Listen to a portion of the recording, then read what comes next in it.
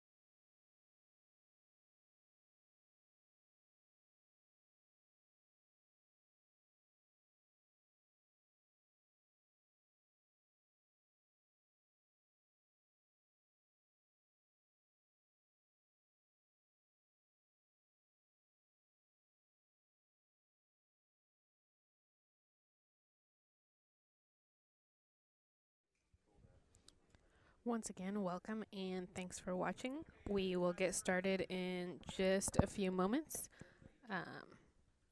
Feel free to leave any questions or comments in the comment section here, and I will do my best to address them.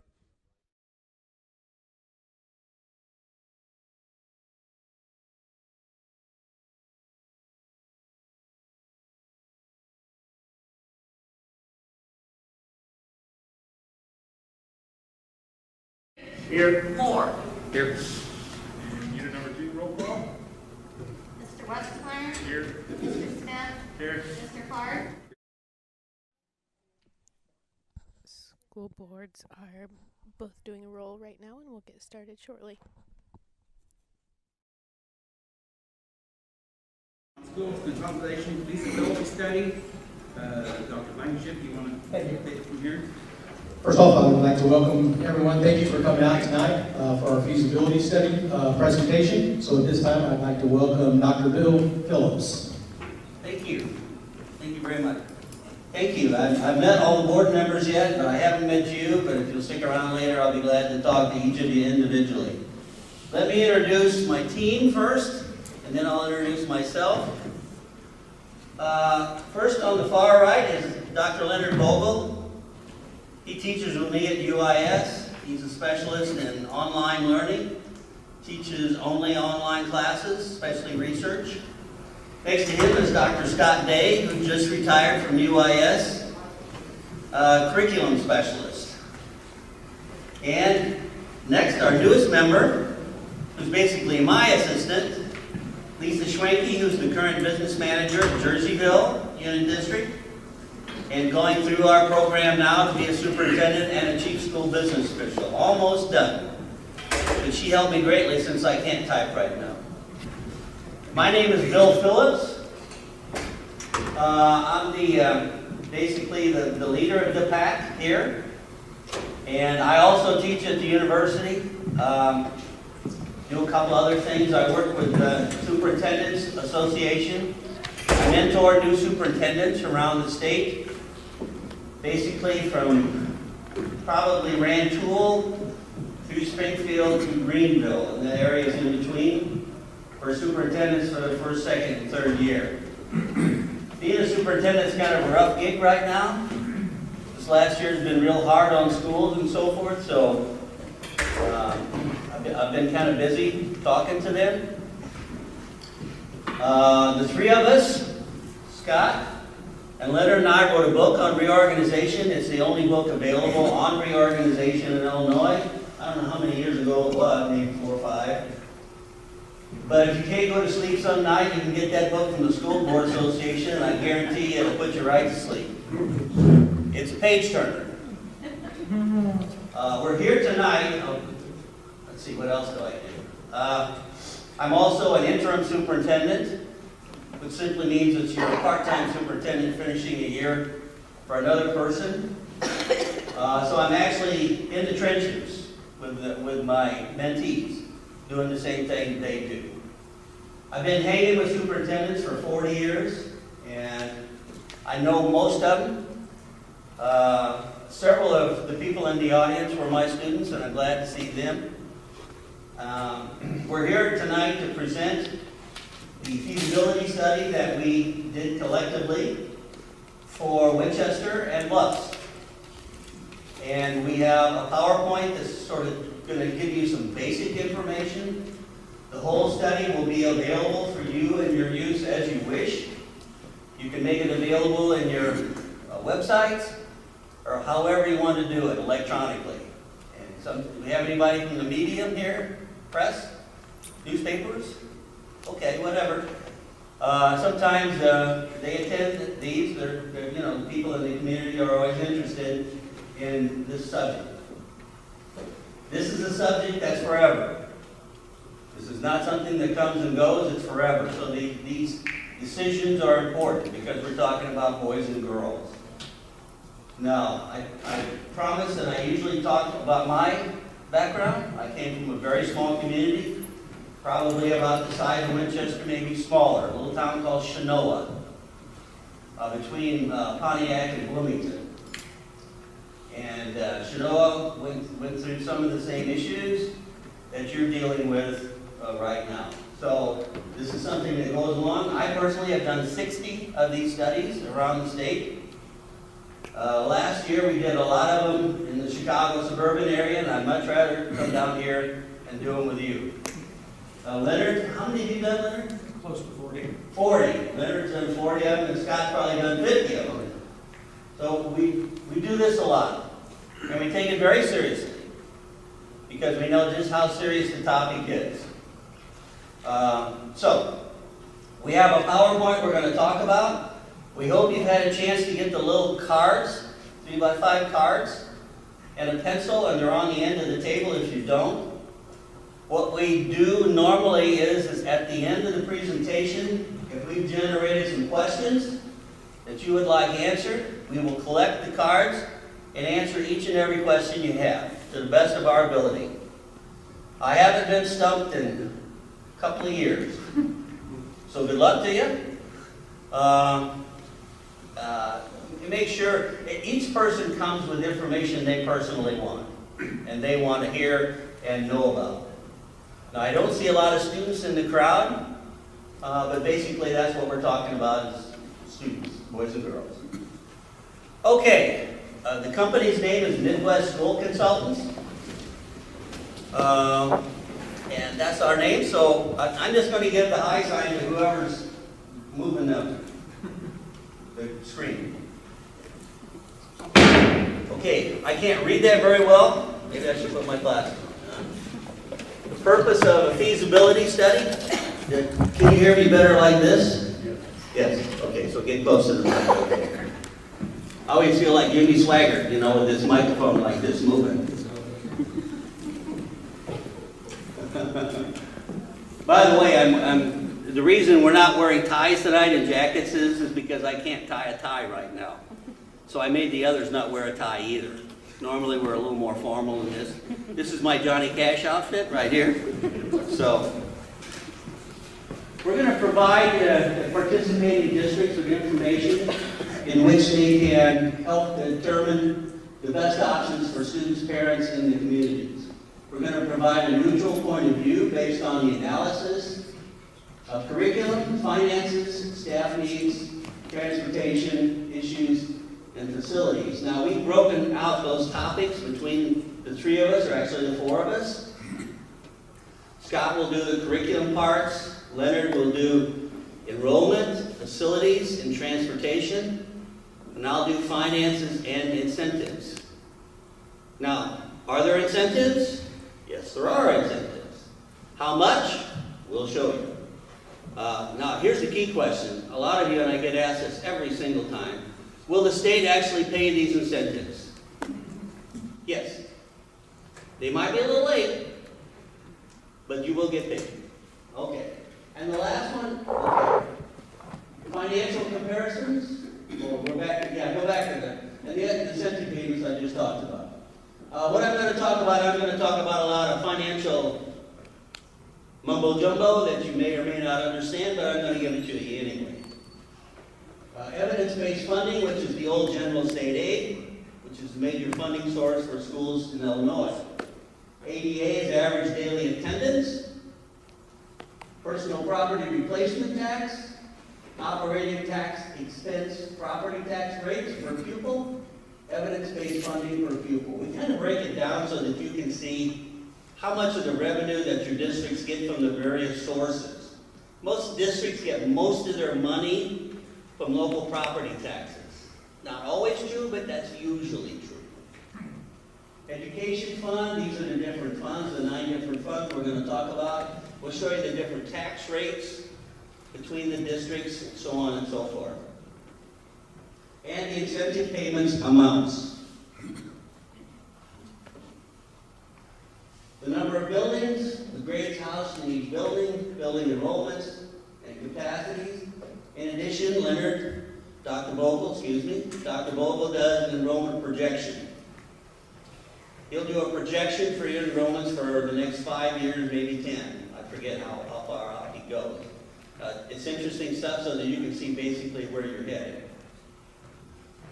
Age of the facilities, life safety, asbestos, accessibility, general upkeep, and building conditions.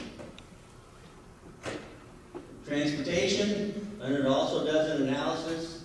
Each district sometimes does transportation different. Sometimes they lease buses, sometimes they own their own, sometimes they contract buses, so on and so forth. We'll talk about that, the number of buses, the routes, the costs of transportation, routes, all that will be included with Dr. Vogel. Okay? Curriculum comparisons, this is Dr. Day. Program highlights, grade level enrollments, numbers of teachers in each building, test score comparison, junior, senior high courses, electives, high school schedules, graduation requirements, final recommendations for participating districts. All interesting stuff, so each of the districts can compare each other and where they are. Scott will probably have some suggestions on what could be added or be different if you come together. curriculum. Now I'm going to introduce my colleague, Dr. Scott Day, who will talk to you about the curriculum aspects that I just mentioned. Thank you for your attention, by the way. You can't yell with this one, Scott. You got to use that thing. Thank you for having us tonight. I'd like to begin by thanking the building principals and superintendent for providing lots of material that we've analyzed the last few months in order to come up with the recommendations that we'll be making tonight. Within the district, looking at both districts with Winchester, K through 8, I'll start with the younger grades and then move to high school at the end of the report.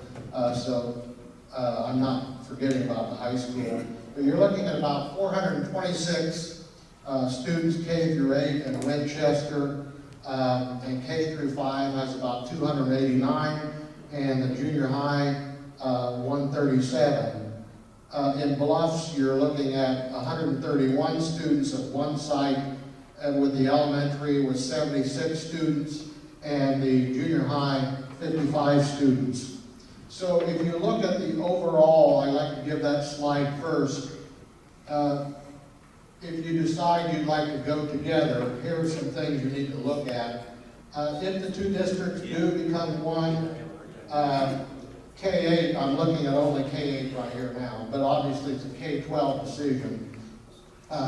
You have to make a lot of decisions about the curriculum. At the end of my recommendations, I tell you, if you put the two high school programs together in the junior high, how it makes a much stronger program and curriculum by combining everything that you have. It would be a heck of a program that probably no other district around here would have. So that should give you a positive indication that if you do meld the two programs, it would be very strong. So first, you need to sit down and remap and look at the pre-K through 12 curriculum and have the teachers get together to talk from both districts, all grade levels, and determine, okay, what would the new curriculum look like? What will we keep? What will we take out? So that, that's going to take some time to do. So a reorganization like this will take time to manage. You'll need to think about the types of assessments that teachers are using and how those might change, as well as textbooks, supplemental materials, all the technology involved and how that will be used. So there's a lot to think about. In addition, with the junior high and high school, you're going to look at staffing, the electives you offer, the sports team logistics of moving teams back and forth from Bluffs to here and so on, extracurricular activities that you'll offer, and so on. So there's a lot to think about and a lot to plan. Looking at the pre-K through kindergarten program, let's start there. Winchester offers full day kindergarten for 19 students, and then they have a pre-K through 3, offers 2 sections, which means 2 teachers, kindergarten, and 2 sections of pre-K as well. Bluffs offers full day as well for kindergarten, and they have 9 students and 1 section of pre-K. So these could easily be melded together with no problem. Sometimes when I look at districts, one is offering half day, one is offering full day, so that would be a major change. You don't have that concern here. Next is the enrollment. Look, that's pretty small, but the average class size in Winchester with elementary is about 17, and in secondary it's about 10. In Bluffs it's 16, in secondary 15. Slight difference, not much. Pupil-teacher ratio at elementary, you're looking at 18, and secondary 10. And at Bluffs, 12, and secondary 16. So that would be 16 to 1 teacher. So those are very good numbers. As far as the number of teachers in Winchester, there are 49, and Bluffs 21. The administrative ratio is about 154 to 1 at Winchester and 116 to 1 in Bluffs. Certified staff, 8 to 1 in Winchester and 8 to 1 in Bluffs, so it's the same. As far as special ed is concerned, the existing programs that you have now would still be serviced and would not be affected in a reorganization. You could still run those programs as they're run now. However, they may be serviced at different locations with different staff, but overall, there are no issues there. And the existing early childhood program would continue for your children ages 3 through 5 as it's currently offered. With junior high, with Winchester, 137 students, they offer chorus, band, visual arts, Spanish in 8th grade, which is great, technology in 7th grade, yearbook in 8th grade, physical education and health, and they have the typical sports, and I know you have a good track record of co-oping sports together, so that's a good way to start looking at a reorganization.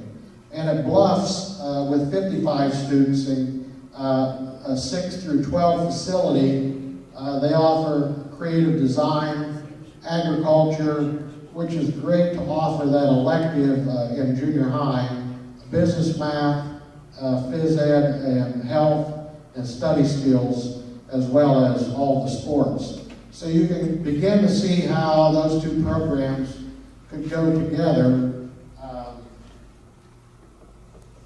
to really improve the curriculum. Let's look at the high school next. Winchester High School, their curriculum, 9 through 12, services 170 students, and Bluffs High School, 70 students. And so if you look at the merger of the two high school curricula, you would offer a more comprehensive set of courses, because if you know high school schedules, what you can offer is driven by the number of kids you have interested in those subjects. In very, very small high schools, oftentimes a chemistry course can only be offered every other year because you don't have enough kids to run it every single year or every 2 years in some cases. So the more kids you have in a high school, the more you can offer every year, and that's a positive. And so you'd be looking at, if you merge both high schools together, you'd be looking at about 240 students, which is different from either 170 or 70. I mean, you're just going to be able to offer more. And so if you combine both curricula, and you combine the math, science, and social studies and English courses, you're going to have a lot more courses. But you would increase, I'm recommending that you increase your science requirement for graduation from 2 credits to 3. Right now, you're only required to take science 2 of the 4 years that you're in high school. And I think, looking at typical high schools in the area, 3 years out of 4 is more typical. If you combine the career and technical courses that you have at Bluffs and Winchester, that's going to make that department much stronger as well. And obviously the agriculture, you combine that together, that would be great too. And then something else to think about, you have a facility on this site for vocational. Even thinking about down the road as a revenue stream of offering a vocational school for other high schools to come here, right in this facility, and then the districts would be paying you to service their kids. So there are opportunities here that other high schools don't have, because many of the ag programs have been cut, and many of the career and technical areas have been cut in other school districts, and you have very viable ones here, and you have the facilities. So think about that as as a new way of a new revenue stream for the district. And then you can add Spanish, 1 through 4, American Sign Language, to the curriculum that's already offered in Winchester. And I think adding a choral program to the current band program would give you another area of music for kids that have an interest in that area. Adding the business courses to the curriculum would enhance that, as well as the family and consumer sciences that's offered. So if you look at this slide only, that will show you all of the positive changes that could occur if you put Winchester and Bluffs high school kids together in one comprehensive curriculum. As far as graduation requirements, that's always a big area to look at. You're going to have to make some decisions here, if you do this, on the requirements. Right now, and this is not major, but Winchester requires 26 credits and Bluffs 24. So you just have to make a decision on what would be the number of credits we would require by senior year. And then when you make a determination, let's say it's 26. Well, then you would start the new policy on graduation requirements with an incoming freshman class that would go through that way. That's the way you take care of that. You wouldn't require the other people to all of a sudden have to have 2 more credits, but with the incoming freshman. So I think you have a unique opportunity here to really enhance the curriculum for the students of both districts in doing something like this that other districts do not have the opportunity to do. So I'll be glad to answer any of your questions if you just write them down about curriculum possibilities. Thank you. Good evening. I want to echo what Scott said about thanking the administrators and secretaries, and especially Dr. Blankenship for his gracious donation of time as Scott and I came over and went through all of the buildings, because it helps us to see them up close and talk to the people who work here and find out the things that are going well and perhaps some things they might need. The first part that I'm going to do is enrollment. And it's a large section, but I try to boil it down to just a few things. The student projections are made using existing class numbers, and these become percentages. And in the book that we have produced, it shows percentages as anywhere from 95 to over 100. Anything added over 100 means you're gaining students. And you're going to see that, and you all know this, that's not really happening, and that's not uncommon across the state of Illinois. So the total population declined, as you can see up here, by 103 students since the year 2016-17. And projections indicate that the total enrollment for these 2 schools will decline by 93 over the next 5 years. 6 of these students come from the Scott Morgan district and 87 from Winchester, and that makes sense because one building or one district is much larger than the other. Okay, if you could show me the next one, please. Okay, and there's those percentages I talked about, and you can see there's a few there that are over 100 in the Scott Morgan district, and then when you get, and that's good. That means they're at or gaining a few students here and there. And then for the Winchester, you see a couple of hundreds there. There's 104 from the 8 to 9 group. And so what do those mean? Okay, all those percentages, what I do is I take the last year that we had of the study, which was this most current, not this year, but the 1920, yeah, 1990, get the wrong century, 2019, 2020. I'm old, I live in another century. And you apply those to the years because that's called cohort survival, which is what the Census Bureau uses as well. So that's how the numbers are developed. And on the next slide, you can see we put up there, it's probably a little hard to see for some people perhaps, but Bluffs Grade School lost 8 students, and Winchester Grade School 46, and then the high schools were down 1 and 48. Then you go to that's for the last 5 years. Then you go to the projections, and you see it's a -3 for Bluffs Grade School projected over the next 5 years. Loss of 58 for Winchester Grade School. Bluffs High School loses 3. Winchester High School is projected to lose another 29. Okay, on the next slide, here's the one I like histograms because it makes sense to everybody. You can see how for both districts the populations have changed. On the left side, the first 5 are what's happened in the last 5 years. The next 5 are what is projected to happen based on what has occurred in the last 5 years.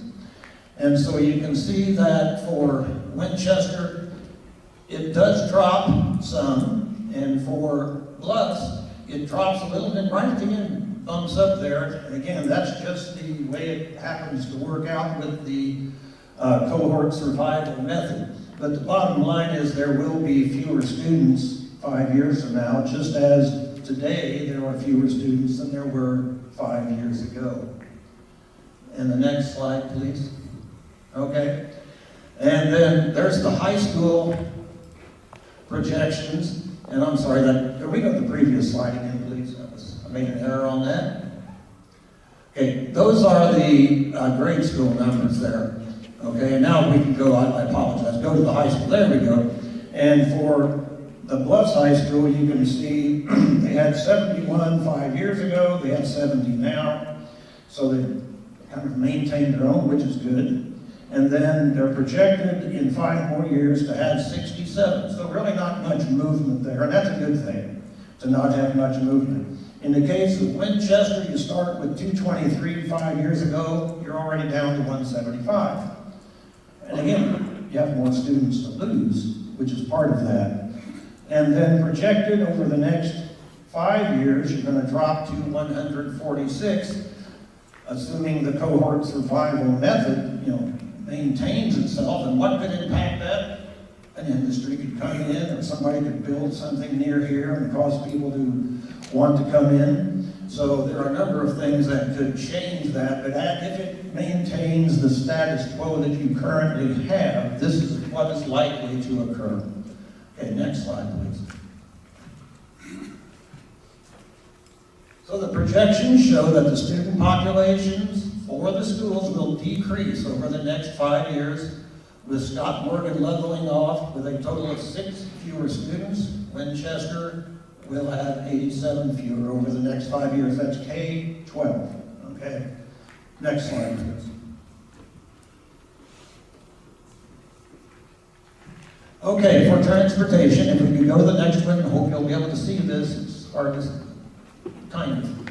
Okay, what these are, every year the schools produce a document for the state, and it shows the miles they travel and the money they spend and where it goes, and the state does some reimbursing with all of that. And what I have done here is just reproduced and informed the various ways that the money is spent. And what you'll see is, for instance, cost per mile. Winchester, $3.35 per mile for regular routes. That's just driving around in the country and that and picking up students, whereas Bluffs spends $4.67. Does that mean Bluffs is doing something wrong? No, that's just the way it happens to work out. Okay, so none of these numbers really reflect on the district in that you have to pick the students up, and it just depends upon where they are. For special education, bottom line cost per mile for special education, Winchester was $3.35. Bluffs, $2.85. Again, you have to pick them up. You have to take them where they need to be. So there's really not much you can do about that. And for the non-reimbursables, there's for instance, the cost for Winchester, $102,000. Bluffs, almost $37,000. It's a difference in school size. That's why the cost per mile comes in at $3.59 and $2.95. Again, these are things that schools have very little control over, but the bottom line, and if you can read that up there, your eyes are better than mine, but it says, the special education transportation needs and expenses would not change if the two districts came together. Why? They have to still take those students wherever it is they belong. So that's not likely to change.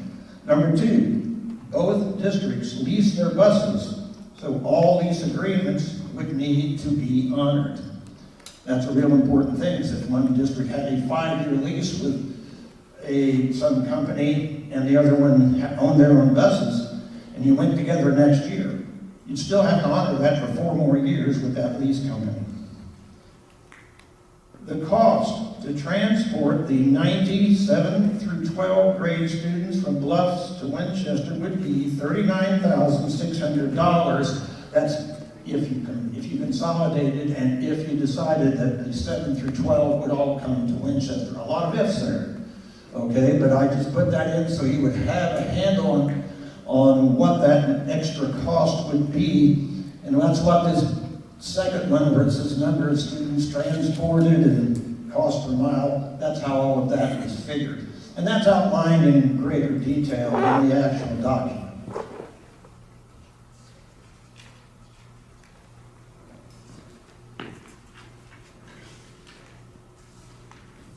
Okay, if we can go to the next slide, please. For Scott Morgan, all of the buildings are on one campus. The high school is a multi-level structure built in 1914. It is in need of major renovations or full replacement. The cost on that has been estimated at around $15 million. There is a new science room. The only restrooms in the building are in the basement, and renovation of these has been estimated at around $500,000. And all classrooms are in use, so there's no rooms or 2 or 3 sitting around just waiting for more students to come in. They are all fully in use. At the elementary, it was built in 1956. A gymnasium was added in 1963. 2 classrooms were added in 76, along with a cafeteria and a multi-purpose room. So what this is telling us is the district has continued to do what they need to do to help their students and keep them up to date. There's a $2.2 million renovation has been completed. There is a beautiful gym that meets the current needs for PE and athletics. All rooms in the district are in use, just as with the high school, and that's 100% usage. There is a pre-K to 3 building, and it is not handicapped accessible.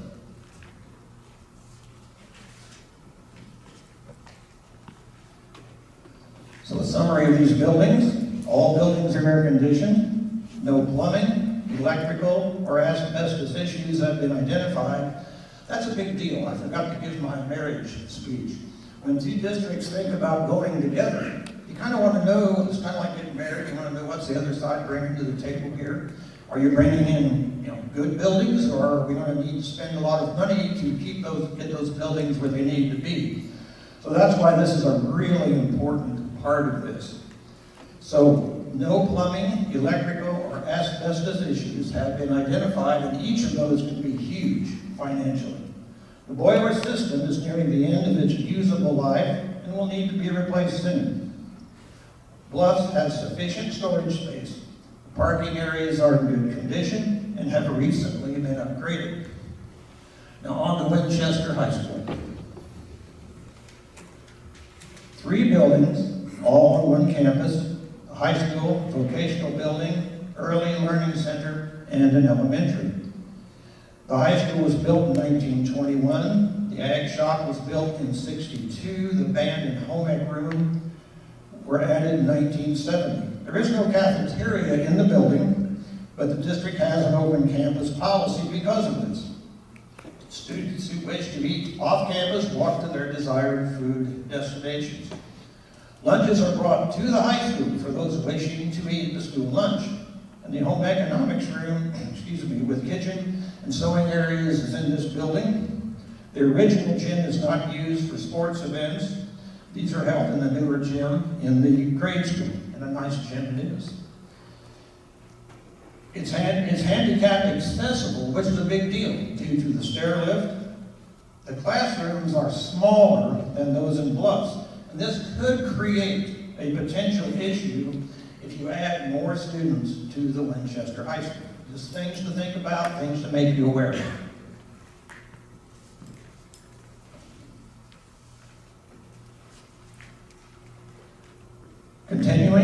Winchester High School will be 100 years old this year. Plumbing issues have been identified. Parking areas at the high school need to be addressed. There are window air conditioners, and the age of these makes replacing them a need. The boiler system needs to be addressed as there is inconsistent heating throughout the building due to wiring and temperature control issues. Very attractive auditorium with a large stage. It does need to replace the seats and the paint is peeling, but I always like to see nice theater type buildings, and that's pretty good. The elementary. It was built in 1958. It has a 1969 addition. Has a handicapped elevator that was installed in 93, a library addition in 97. Most of the building is one story, with the exception of a two-story section on the east end of the gym. It was renovated in 2017. The roof needs replacement. All rooms are in use. As with everything else, they're at capacity.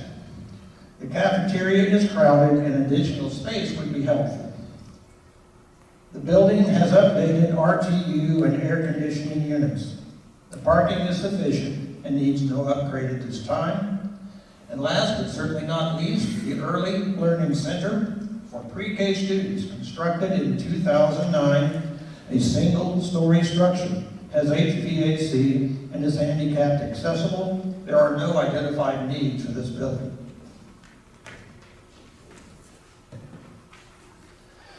In summary, if these two districts decided to combine, there would need to be a decision made as to how to accommodate the influx of high school and eventually junior high, 7th through 8th students into the already crowded classrooms in Winchester.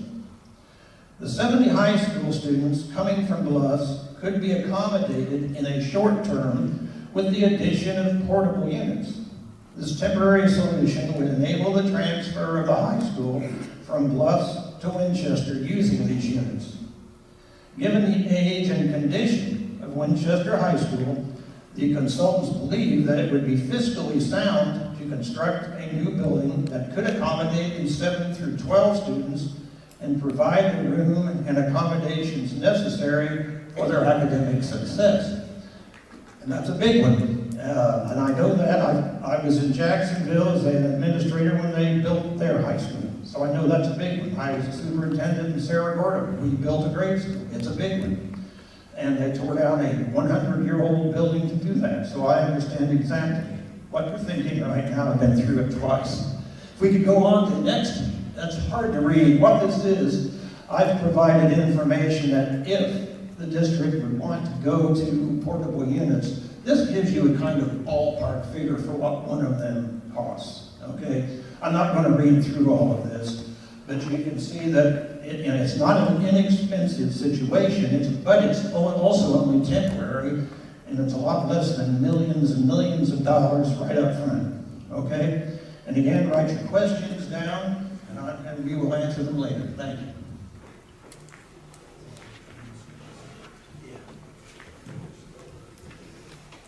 Now I realize, and as I was told earlier, that I was supposed to stay within the front of this line, and as you'll remember, I was standing over there talking because I couldn't read it. But I'm compensating for that now by trying to read from this laptop. So I'm going to try to stay in my lane here, where I'm supposed to be, and talk to you about school finance. Now I know you're all going to be interested in school finance. It's been a lifetime for me, and we'll talk about some of the important things. Now, the first slide has to do with property tax rates and extensions. Now, extensions simply means the amount of money is generated from your taxes based upon your property values, also called your EAV, Equalized Assessed Valuation. So it's your property taxes comparison. Now, let's take a look, and we have Winchester on the left and Scott Morgan on the right. The different funds, as they go down, you can see the rates. For example, the education rate, which is the major fund, for Winchester is $1.71, and the rate for Bluffs is $2.80. Now, if you move down, you'll see some of the rates are different. In the building fund, the transportation fund, special ed, and so on and so forth. If you go to the bottom, the very bottom, the total rate for Winchester is just over $4.09, and the total rate for Bluffs is $4.60. So the long and the short of that is Bluffs is generally higher rates than Winchester. This is very normal in Illinois and in the state of Illinois. It usually takes a higher tax rate to maintain and manage districts that are a little bit smaller than their neighbors. It's almost universally true. Microphone. Okay, sorry. Okay, these are some summary points. Both districts have a bond levy rate to pay off outstanding bonds of various varieties. It can be inferred from this that the districts could sell bonds of a variety of authorized sources, working cash, construction, and so forth. Now, bonds are long-term debt. It's like buying a house or buying a car. Getting things you can't pay for or in 1 year, so you get a bond, you get the amount of money that you need and pay for it over a certain number of years. Almost every district in Illinois has bonds outstanding in one form or another. Very common. The bonded debt limit, which is the maximum amount of bonds that a district can have, is based on a little formula, not too complicated, but has an unusual number. It's 13.8% of the equalized value of your properties. So if you look in your documents, you can see that each of them is going to have a different bonded debt limit, which means the maximum amount you can sell bonds for. Now, normally the maximum number of years you can sell them for is 20 years. It's not like buying a house for 30 years. This is 20 years. Okay, keep in mind that the bonded interest levy amount remains with the original district that incurred the debt and is not merged. Now, this is important. So I'm going to say it probably a couple of times. If the bonds that Bluffs has now, and they went together with Winchester, does that mean the citizens of Winchester are going to be paying for the bonds that Bluffs has already sold? The answer is no. You will not. The amounts that each of them have going into a merger are kept separate until the bonds are paid off. No one wants to assume the bonded debt for the other one, so they are kept separate until they are paid off. That's important. Okay, current tax rates become an important variable in the formation of a new school district and the setting of new rates. Okay, how are the new tax rates going to be determined for this new district?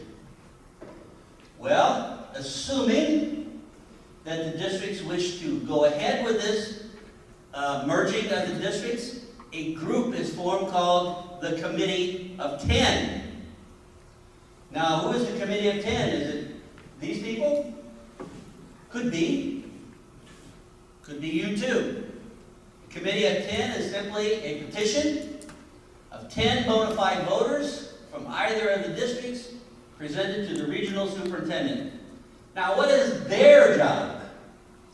Their job is going to be to determine what's going to be on the ballot to vote for a new district.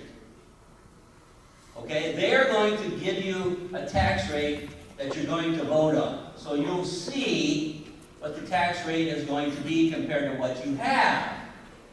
Now remember, the last slide showed that Bluffs had a higher rate than Winchester. So, if possible, now I do a projected rate in the study, and you will see that basically what I do is I take, the extensions that are generated, the amount of money you get, times your EAV, and figure out what it would take for a rate to generate the same amount of money together instead of separately. So that's in the study, and I give you a number. It appears from that taxpayers from Bluffs could experience a slight reduction in taxes. while Winchester would probably stay the same. This is normal. Usually when you have two districts coming together, one has a higher tax rate than the other, and the one with a higher tax rate, sometimes when you even them out, usually in the middle somewhere, one might be able to experience a little tax rate deduction and still generate the same amount of money together than you were separately. But that's really up to the committee of 10 to determine that. It is not going to be this school board members. Now, can school board members be on the committee of 10? Yes. Should the committee of 10 be made up of all school board members? No. Why? Because you should want some representation from the school board, but you also want citizens in the community to be a part of this very important committee. This is the planning group for the new district. If there's going to be some pre-decisions made, they might have recommendations. Okay. General comparisons of the district. Okay. Average daily attendance, Dr. Vogel's already talked about that. Evidence-based funding.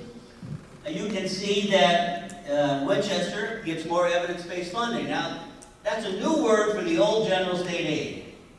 Now, in case you don't know what the old general state aid was, it's the largest amount of money that comes from the state of Illinois school districts.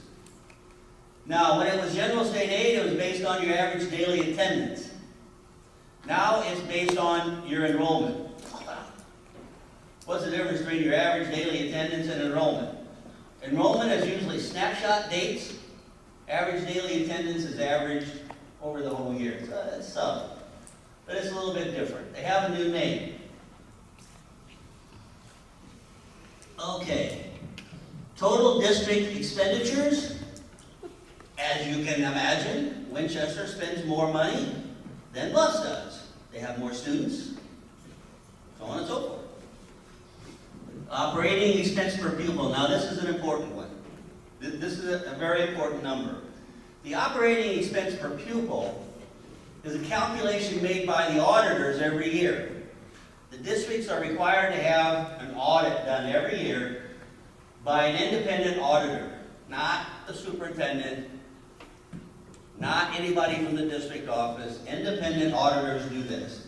And they come up with this number. It's the amount of money it takes to educate one student that year. So you're getting a glimpse of what it costs to educate a student district by district by district. Now guess what? This says that Bluffs has a higher expense per student than Winchester. Is this normal? Yes. Smaller districts cost more usually per student to manage than larger ones. It's just the way it works. There's a little efficiency involved in that, but that's universal. So that is normal.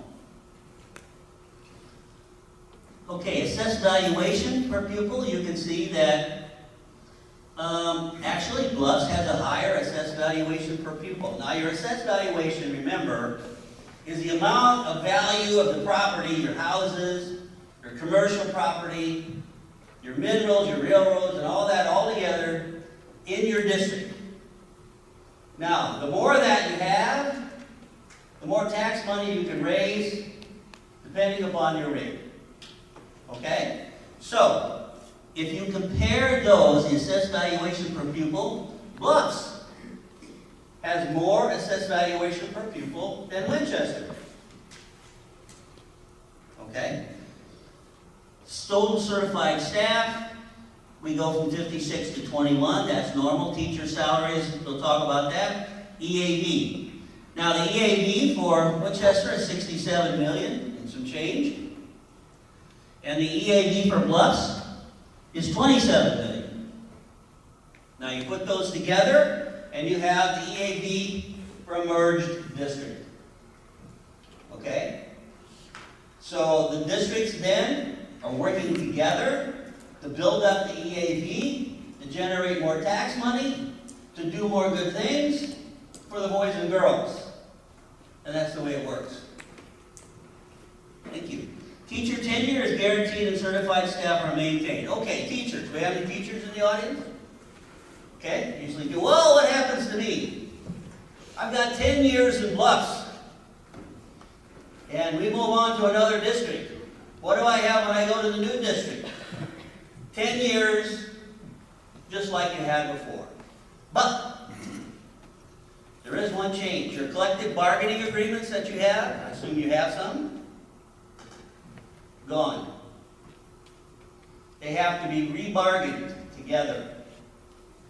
So whatever you have now as far as collective bargaining agreements are nullified, and you start all over. Is that a big problem? Not usually. You know, in some cases we have the AFT managing some and the IEA the others, but I assume most downstate districts are IEA districts. But anyway, the collective bargaining agreements have to go on. Now, what about other multi-year agreements? Let's say we have a 3-year agreement with somebody to provide bus services or whatever. Those have to be honored in some fashion. But collective bargaining agreements.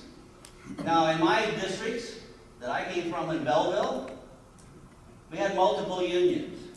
We had custodians union, secretaries union, the teachers union, and so forth. Those are all, you know, gone and you start again. Okay?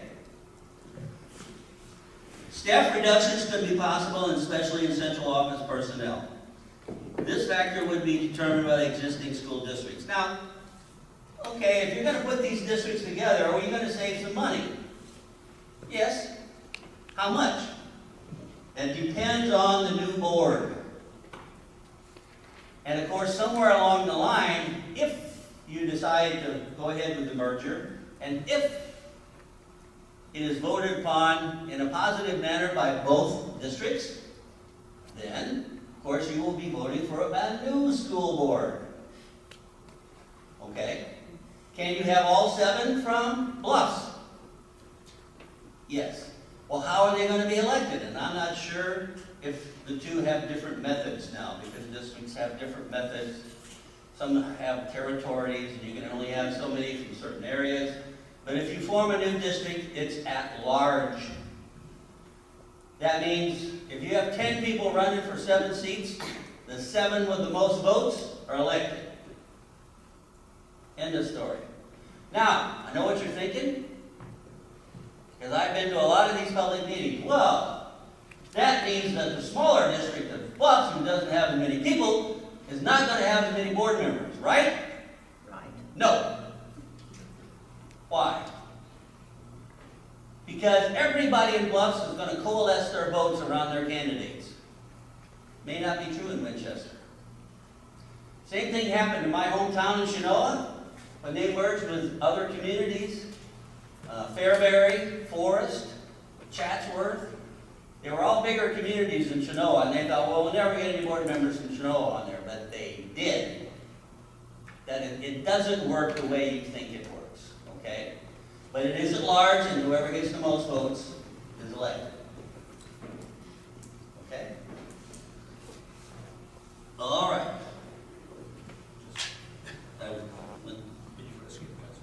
No. Can I just go back? Okay. Oh, evidence-based funding comparisons. Remember, evidence-based funding is the old general state aid, largest source of money for the school districts.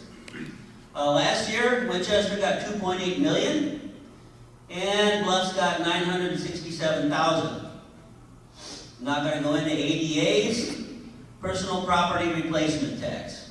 Now, there's a nice one. What in the world is personal property replacement tax, also called CPPRT?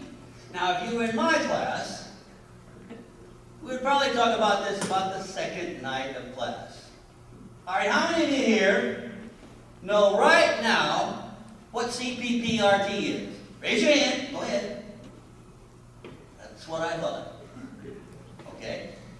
It is a number based upon the corporate net income. I'm going to go slow here. The corporate net income you had in, ready? 1979. Holy smokes. How about that for a question on a test, huh? Corporate net income is the amount of money that corporations were identified from in 1979. And this percent that you were given then continues. The only thing that's different is the amount of money in the pot. This money is collected by the Department of Revenue on a statewide basis, and is divvied up upon this percent that you had in 1979. Now, is that fair?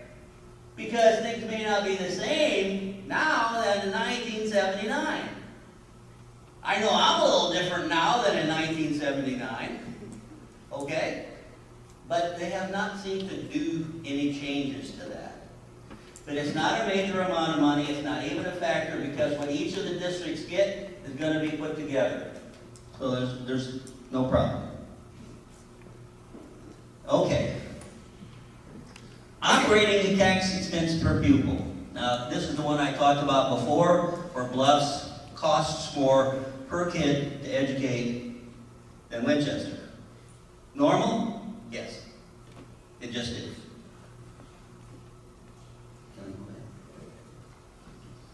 Okay, here's a little verbiage. Tax rates for both districts have generally been at the authorized levels. Now, you know that generally, in order to raise taxes, what do you have to do? You have to have a referendum. You have to vote on it.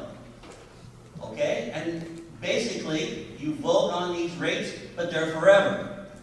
What I'm saying here is both of these districts are levying what they can levy according to their authorized rates from previous referendums. Your superintendent's doing a heck of a good job, Kevin. Projected unit rate of $3.57.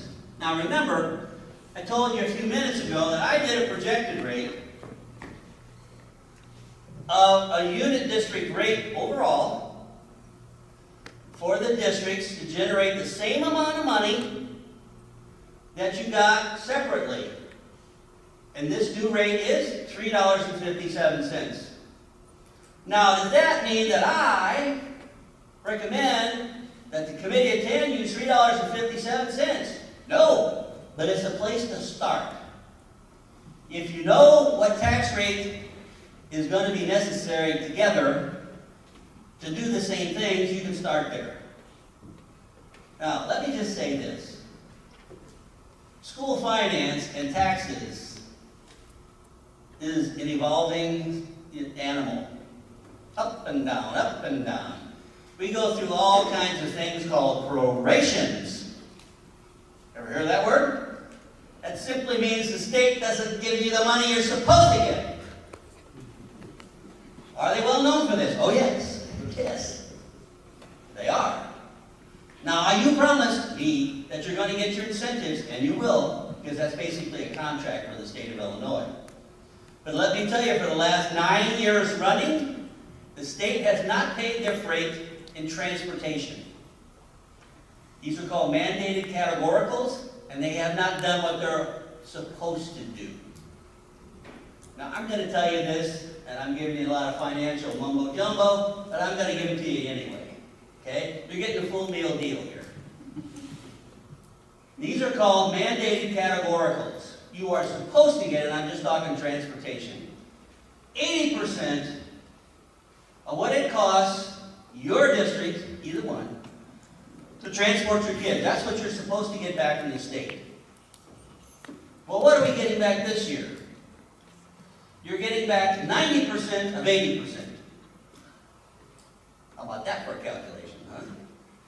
But we're not getting what we're supposed to. So districts have to make up the difference. And superintendents have to deal with this year after year after year. Now, for 8 years in a row, we didn't get general state aid that we were promised either. Now that was hurtful, because that was the big amount of money. Are we getting the amount we're supposed to? Yes, no. The current formula is based on a number of $350 million that's supposed to be put in this formula every year. And in fact, it's supposed to be bigger than that. Because we're supposed to be getting more and more money to move towards higher test scores and achievement for students with more money. Well, guess what? We're not getting those excess money. We're basically flat funded this year. Now, the legislature has asked for the money to be made up, but we'll see, won't we? Okay. The fund balances are currently in various stages, but financially the districts are sound, and that is true. While the reorganization incentives should provide a short-term infusion of discretionary funds, now the incentive money, when I get to it, is basically flexible. You can use it for whatever you want. Now, some of the incentives are for 4 years. Some of them are for 3 years. And a couple of them, or one of them at least, is for just 1 year. But I'll get to that. That's a new story. Other financial roadblocks in school districts' financial success are possible. TIF districts. I don't know if you have TIF districts in either one. You do? Okay. In case you're not familiar with TIF districts, that's a phenomenon called tax increment financing, where city governments and occasionally county governments designate certain areas where the increased property values are diverted to the city. These are called TIF districts. And each school district kind of faces different situations with that. Reduced poverty count for the census, DHS poverty, and a stagnant Illinois economy. Now you know, and I know, that people are moving out of Illinois at a pretty good clip. Lots of reasons for that, and I won't get into why, or even my opinion why, but it's real. Okay, the incentives. Okay, here it is. The numbers. There are 4 incentives. The first one is called EBF difference incentives. You will see you get nothing. Oh, no. Nothing. Well, that's not exactly bad. And let me explain why. What they do is that if the districts decide to merge, they're going to recalculate the EBF separately for 4 years, as if they never merged, and then they're going to recalculate it together for 4 years. And you get the best of the 4 years. So basically there's not much difference and you don't lose in that regard. So, not bad. The next one is deficit fund balance. Another 0. Is that bad? No, it's good. See, that's why we need to explain these things to you. You say, oh my God, we're not getting any money here. You know, this simply means they take your operating funds and they look at your balances. And let's say one of them has a whole lot of negative balances and the other one's in pretty good shape. Well, what happens in a case like that? In a case like that, which is not your case, the state of Illinois would step in and pay off your deficits one time to bring you to 0. But you don't have that situation, so you get nothing. Okay, there's money here, I promise. Here's the big one, $4,000 certified staff incentive. That simply means, now when you take the staff from Bluffs and the staff from Winchester, certified, not custodians, not secretary, certified, and you put them together, the state of Illinois does a very complicated little formula called a quintile system. Not even going to get into that, it doesn't matter. I don't even do the damn thing myself. They just tell me how much money you're eligible for. And in this case, you're eligible for $984,000. Probably, I didn't see how many years. You can get it for up to 3 years. So you could get this amount of money. You're going to get the money. It just depends on 3 years? Yes. Okay, so you would get that 1/3 of that for 3 years running. Now, what can I do with this money? Anything you want. Okay? You name it. It's not dependent upon the state of Illinois' wishes. Now, the salary difference. Now, sometimes this can be important. But in your case, not so bad. They take the entire certified staff from Bluffs, the entire certified staff from Winchester, and figure out their salaries and so forth, and then they figure out, they assume now, which is probably a valid assumption, they assume that when the districts go together and they have to come up with a new collective bargaining agreement, whoever's making the most money, that's what they're going to head for. Is that going to be right? Oh, yes. I teach collective bargaining, too. That will happen. And I think it should happen. But that will happen. But this pays the difference between where they are now and where they end up after they rebargain again. Okay? So for 4 years, the state is going to pay that difference between where they are now. This is per teacher now. In the study, you'll see every teacher listed and what they're making in whatever district. And they assume that whoever's getting the highest rate, that's what they're going to aim for. Let me just give you a little example. Where I come from in Belleville, it's a dual district. So Belleville High School is separate than Belleville Grade School. Well, who makes the most money? Teachers in Belleville High School. Well, that's not fair. I'm a third grade teacher in Belleville Grade School, but I don't make as much as the one in the high school. Well, why not?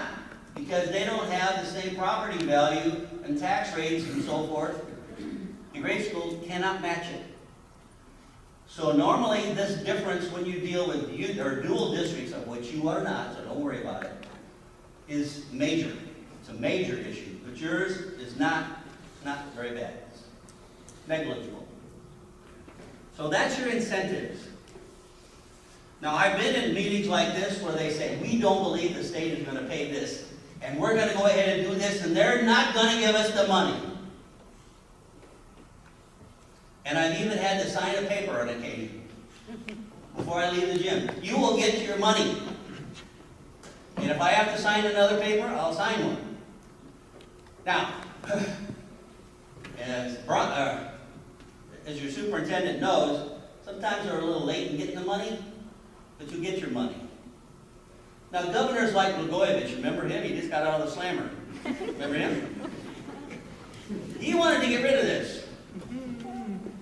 You know, we're not going to do that. 2 years in a row he wanted to do that. Well, legislature said, no, we got to pay this. You know, these districts voted on this with the promise that you were going to get this, you got to pay the money. And so you will now again. Now, they have some new legislation that they're thinking about, which may affect this. But not now. Not now. Okay. Oh yeah, the grand total of what you get, all four, is $1,120,184 over a 4-year period. So you get a little over $1.1 million. Now, as my dad would say, that ain't chicken feed, son. You know, $1.1 million, $1.1 million. And money you can do with whatever you want for the new district. Now, are there costs that come with a new district? Yes.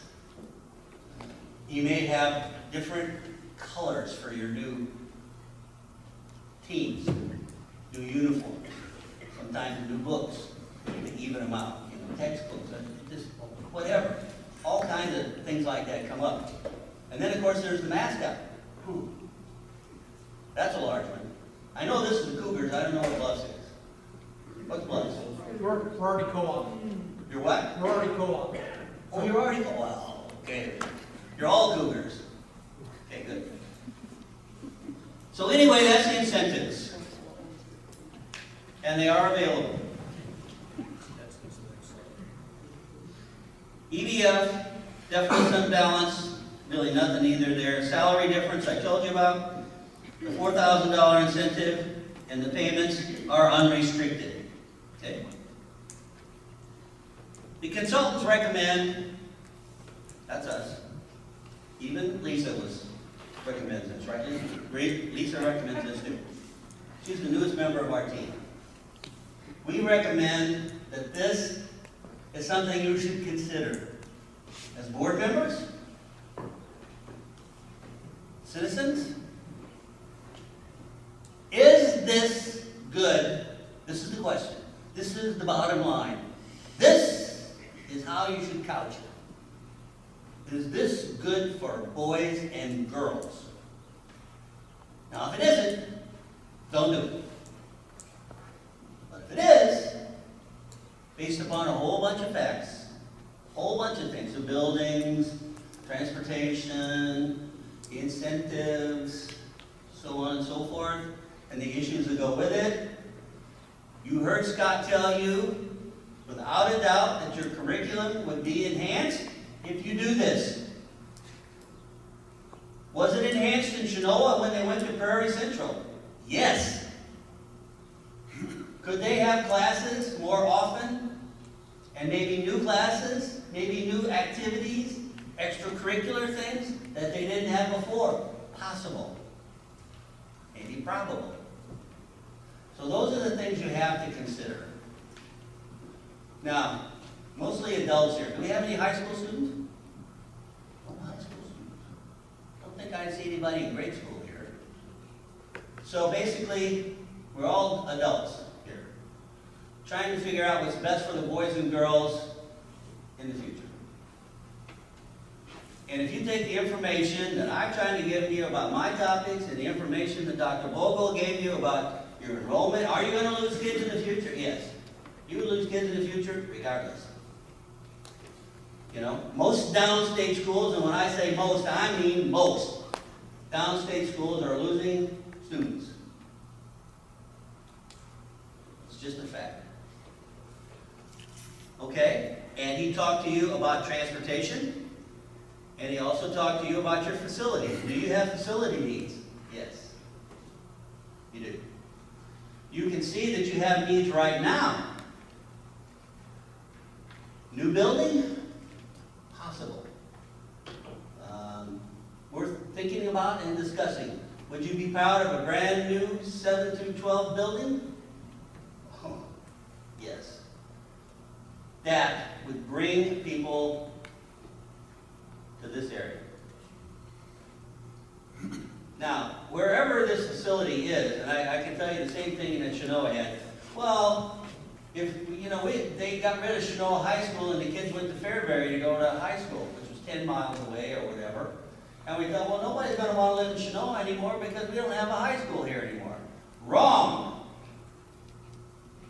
People who have kids that go to school want their kids to go to the best school they can go to, with the best opportunities they can get, with the best tax rates you can manage.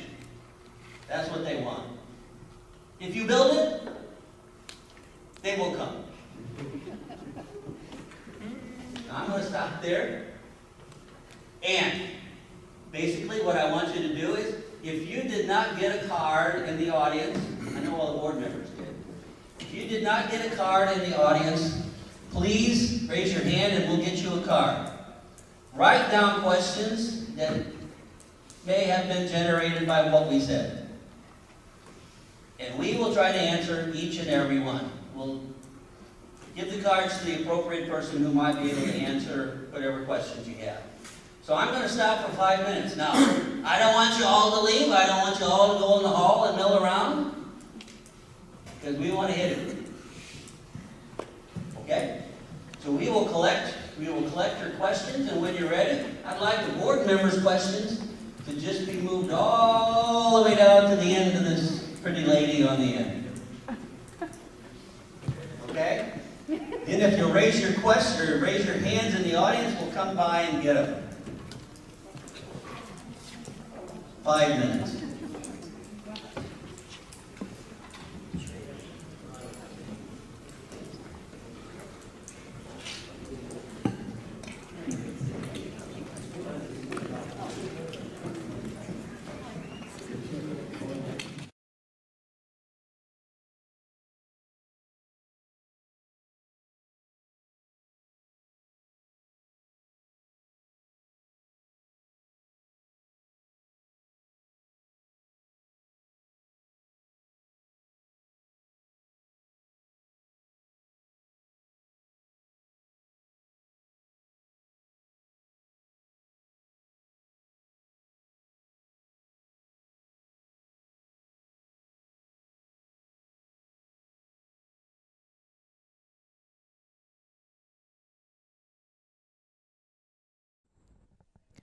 anybody has questions, you can type them into the chat and I will pass them along.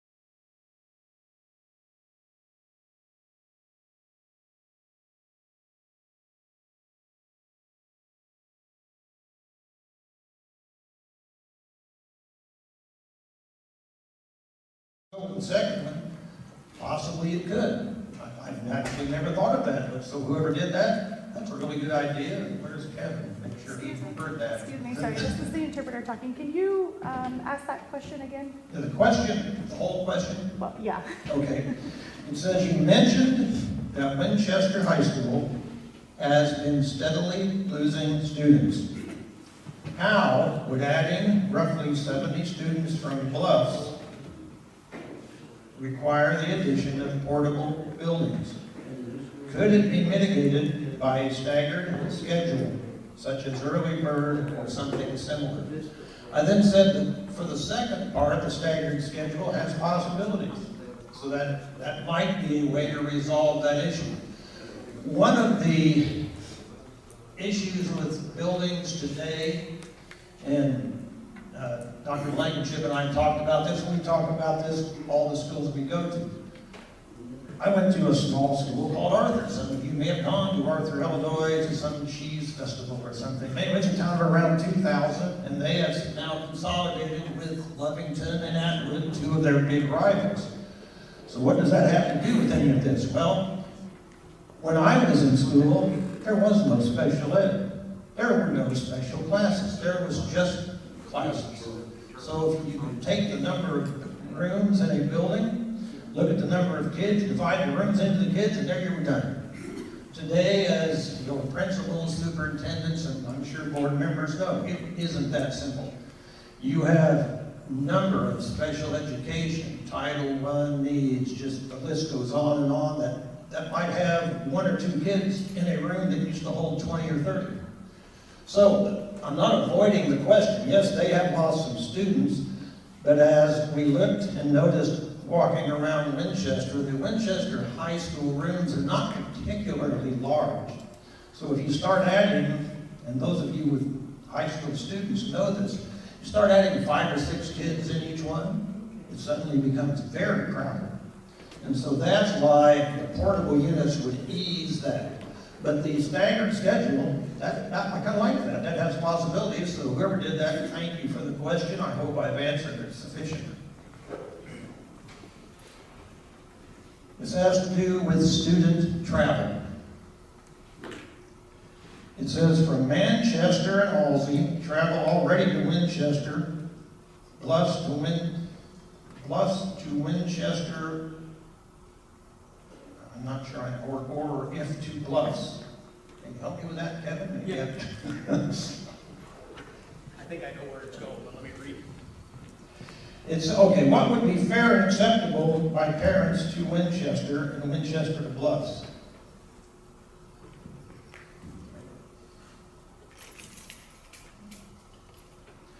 It might have to do with, how long will my kid be on the bus? Yes.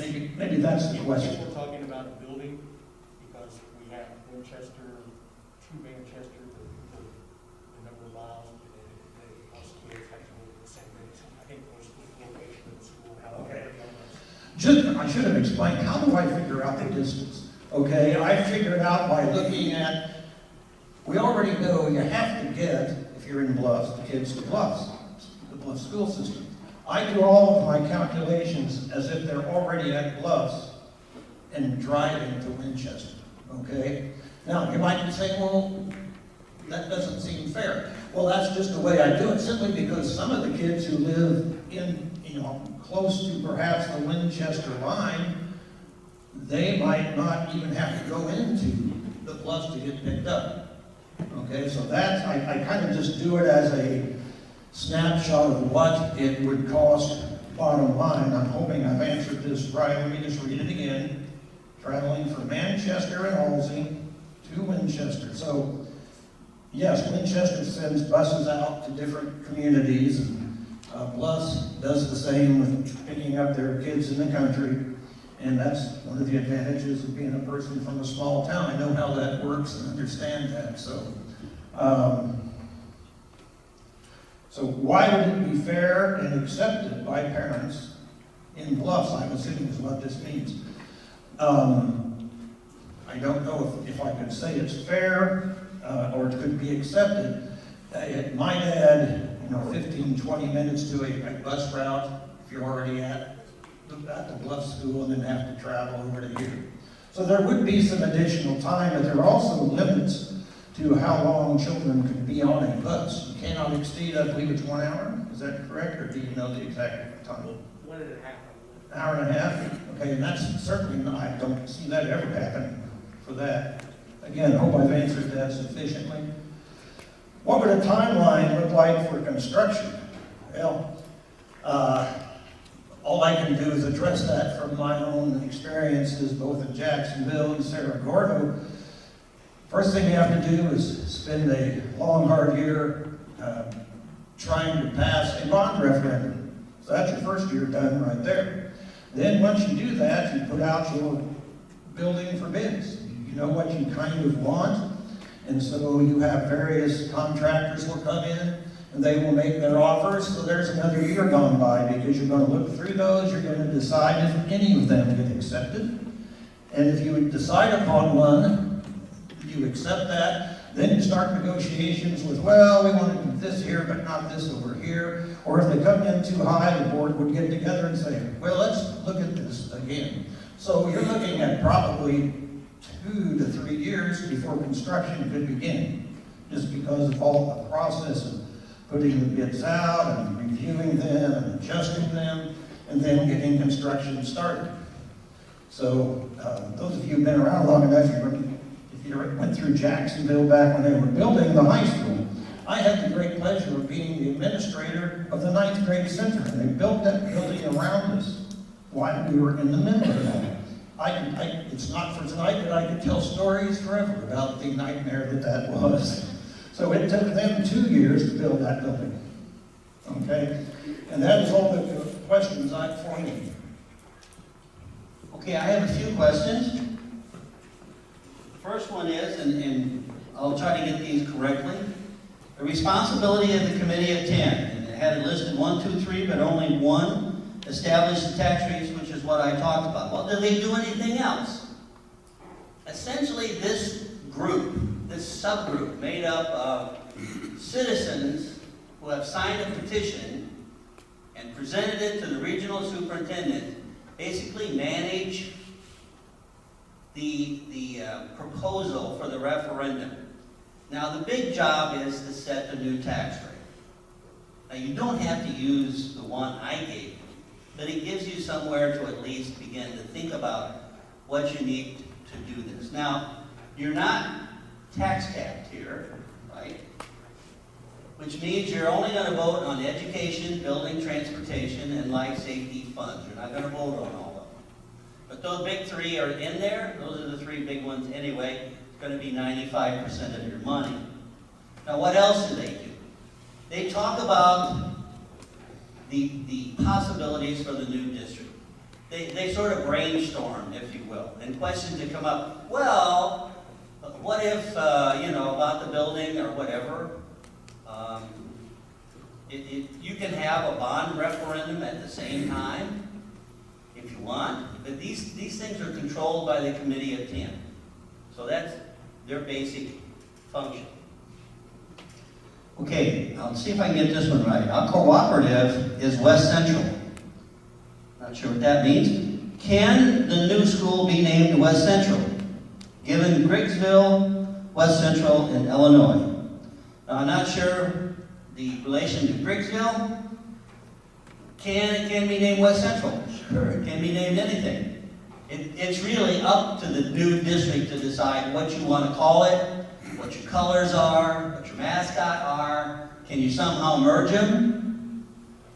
You know, can it be Westchester-Bluffs? Can it be Bluffs-Winchester? Yes. Can it be something entirely different? Yes. You get to determine that. Now, Scott and I were talking in the back. Sometimes this is done through community, input. Give us your suggestions, and we can kind of go from there. But it can be named whatever you want. How long has at-large members been required? Forever and ever and ever. But here's the way it works. Now let me explain it in a little bit more detail than I did the first time. If you vote on this proposition, and if it passes, with a vote in the affirmative in Bluffs and Winchester, and let me go through that process for you just so that you can see. The first step is that the boards can submit a petition to the regional superintendent of schools declaring their support to vote in the next election on reorganization of the districts. The regional superintendent then holds a hearing in which anybody can speak at the hearing about what they think about this proposition. Then the regional superintendent makes a decision, yes or no, based on pretty loosey-goosey criteria. Now, they usually don't turn them down because they know the public is going to vote on these issues. So if they say no, they better have a good reason for no. If they say yes, they know the people are going to vote for it anyway, and it's up to them. But basically now, without changing anything, if you make a new district, it's going to be at large. Well, does that mean we can't change it? You can in the future. In fact, I saw a few of them voting on that very thing at this election and other districts in the state. They wanted to go from wherever they have now to at large. I think there were about 5 of them. But if you want to do something different, like have 7 equally populated areas and 1 from each there, that's a little process you have to go through. Someone, a demographer, has to go through and take a look at it and divide it and geographically and so forth. It's kind of complicated. We can't do that, but it's possible. Have I seen that? No. Possible? Yes. So, average cost of new building, that depends on the bells and whistles. Now, I'm going to kind of defer to your superintendent on this, who's probably had some discussions about this.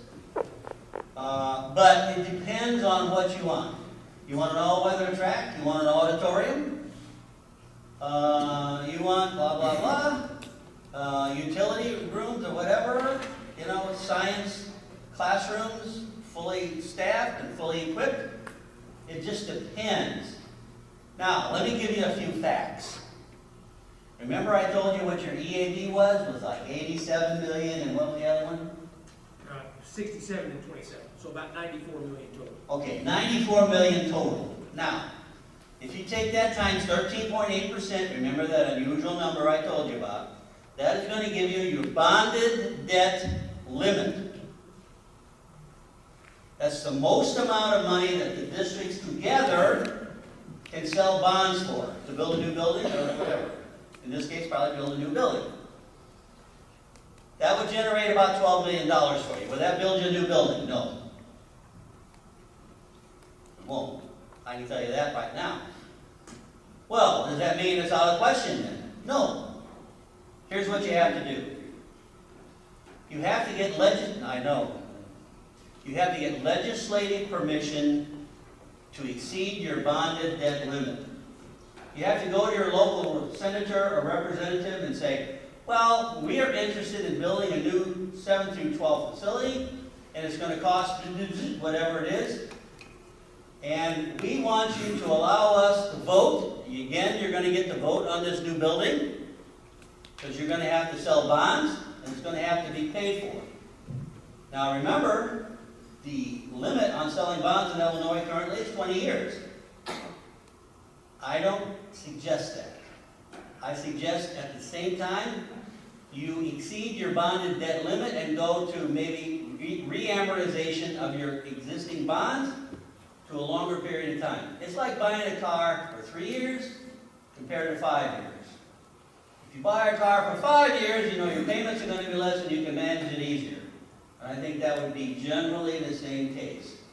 Now your superintendent is well aware of this and how this all works. He's on top of this. But those are some of the facts.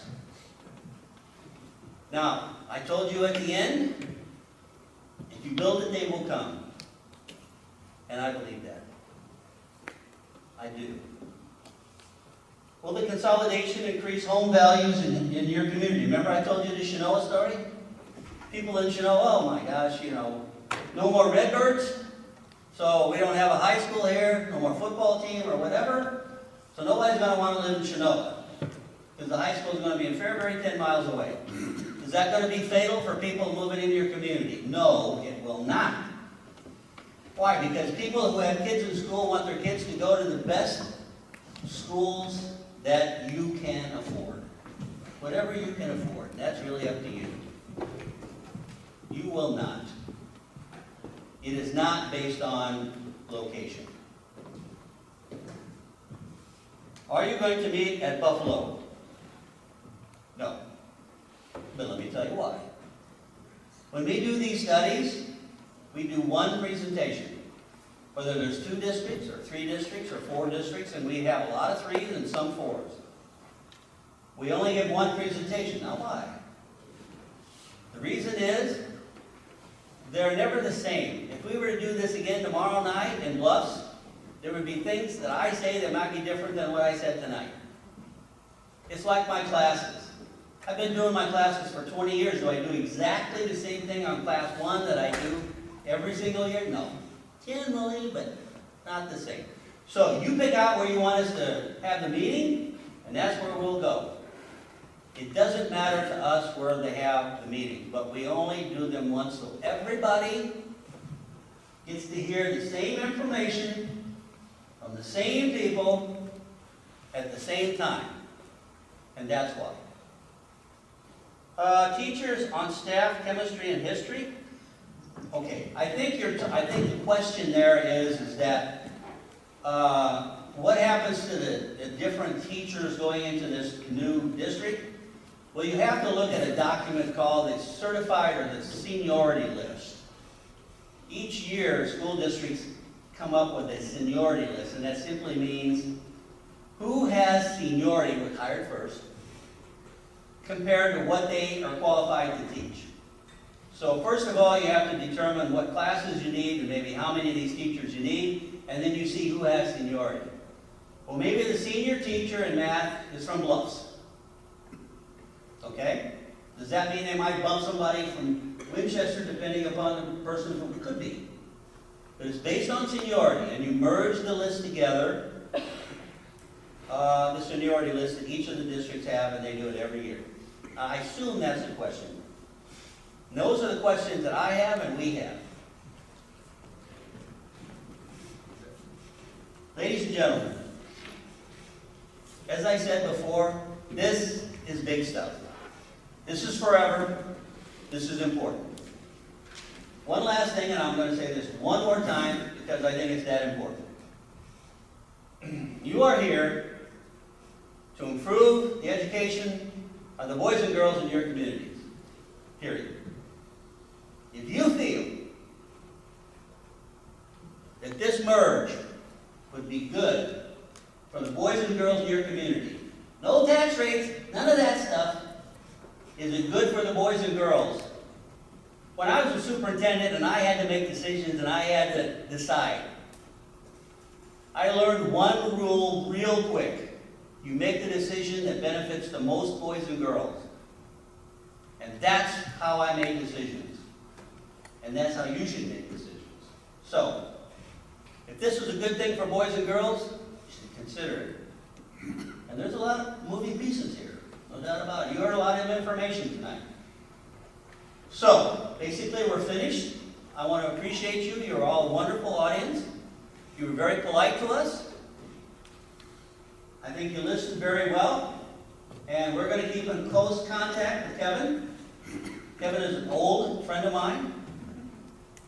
And we communicate regularly anyway. But anyway, thank you again on behalf of our consultant team and our newest team member, Lisa. So thank you very much.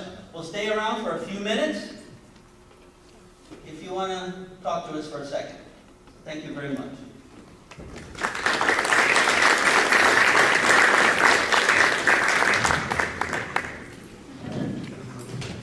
Okay, with that being said, since this was a special meeting for this purpose only, there's no further business. Meeting's adjourned.